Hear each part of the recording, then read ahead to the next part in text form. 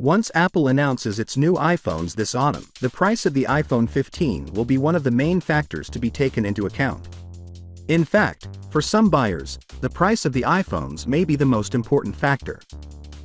Although it's important to keep in mind that pricing is notoriously difficult to forecast, early iPhone 15 price rumors suggest that the Pro or Pro Max variants may see price rises.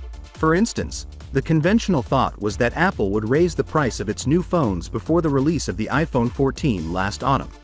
Not in the United States, at least. So, until that price flashes onto Tim Cook at Apple's autumn launch event, we won't truly know how much the iPhone 15 will cost.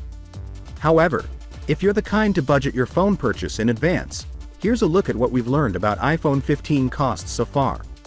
While Apple was able to keep the price of the iPhone 14 the same in the United States, users in the United Kingdom paid an extra £70 above the cost of the iPhone 13 model.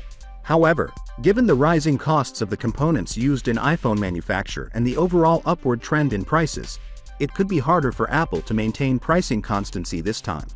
According to a Twitter leaker, the cost of producing an iPhone 15 will increase by 12%, while the cost of producing an iPhone 15 Pro will rise by 20%. Even though that number is far from official, it is obvious that component prices are rising.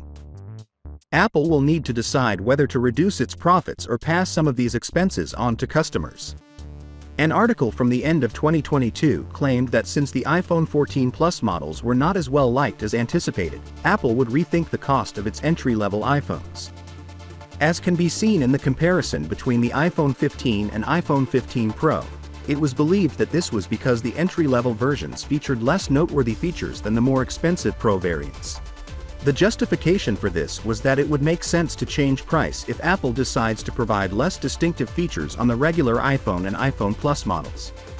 At the time, it was somewhat too optimistic thinking, and it seems to be even more so now as further reports indicate the iPhone 14 Plus may be more popular than first thought.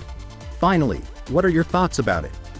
So with that being said, let me know your thought in the comment below, and if you are new here, please subscribe. Peace out.